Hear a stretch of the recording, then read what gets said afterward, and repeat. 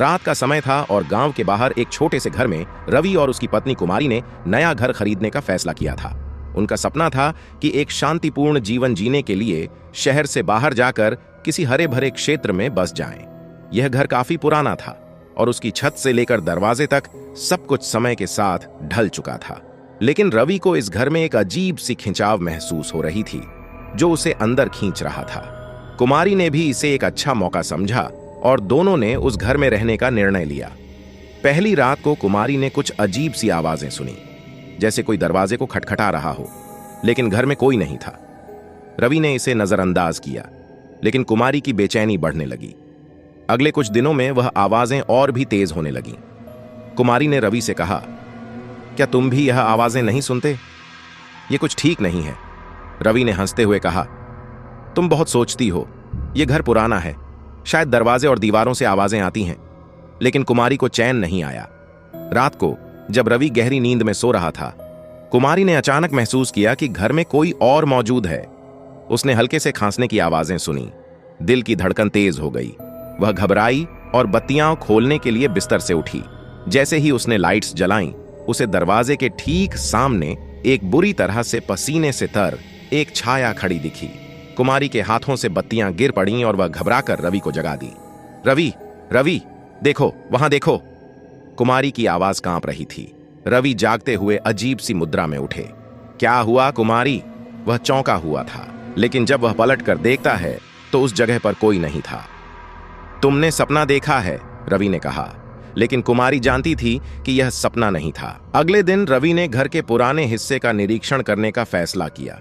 जैसे ही वह नीचे की तरफ जाता है, उसे एक पुराना बंद कमरा दिखता है। दरवाजा जरूर बंद था, लेकिन अंदर से गहरी सांसों की आवाज आ रही थी। रवि ने अपना हाथ दरवाजे पर रखा और वह अपने अंदर के डर को नजरअंदाज करते हुए दरवाजा खोल दिया। कमरे में घुसते ही एक सर्द हवा का झोंका महसूस हुआ। हर जगह धूल जमी थी और एक पुराना संदूक सामने रखा था। रवि ने संदूक खोलने की कोशिश की, लेकिन वह बंद था। अचानक अंदर से एक आवाज आई, मुझे छोड़ दो, मुझे छोड़ दो। रवि कांप उठा।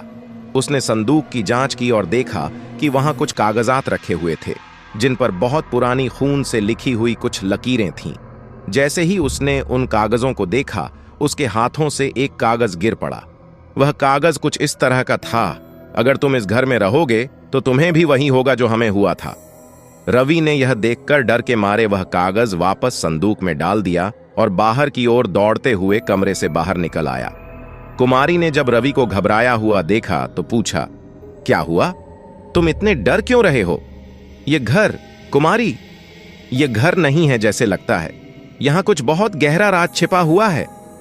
अगली रात दोनों घर के भीतर ही सोने लगे, लेकिन फिर से कुमारी को वहीं खटखटाने की आवाज सुनाई दी। इस बार वह डर के बजाय सीधे दरवाजे की ओर बढ़ी। जब दरवाजा खोला तो सामने वह बुरी तरह से सड़ी हुई छाया खड़ी थी। कुमारी चीखते हुए पीछे हट गई और दरवाजा बंद कर दिया। यह क्या था रवि? रवि को अब यह समझ में आ गया था कि कुछ ठीक नहीं था। वह घर को छोड़ने का मन बना चुका था, लेकिन जैसे ही दोनों ने घर के बाहर कदम रखा, एक खौफनाक आवाज सुनाई दी, तुम भाग नहीं सकते, यह तुम्हारा घर है। आवाज इतनी जोर से आई थी कि दोनों चौंक पड़े। कुमारी ने रवि से कहा, हमेशा के लिए इस जगह से बाहर चले चलो। लेकिन तभी दरवाजे की सिल्लियां खड़कने लगीं और घर की दीवारें मानो उन्हें रोकने के लिए अपने अंगड़ाई लेने लगीं। कुमारी और रवि दोनों ने एक साथ दौड़ने की कोशिश की, लेकिन हर दिशा से अंधेरा उन पर मंडराने लगा। अचानक घर का दरवाजा एक बार फिर बंद हो गया और खौफनाक हंसी की आवाजें सुनाई देने लगीं।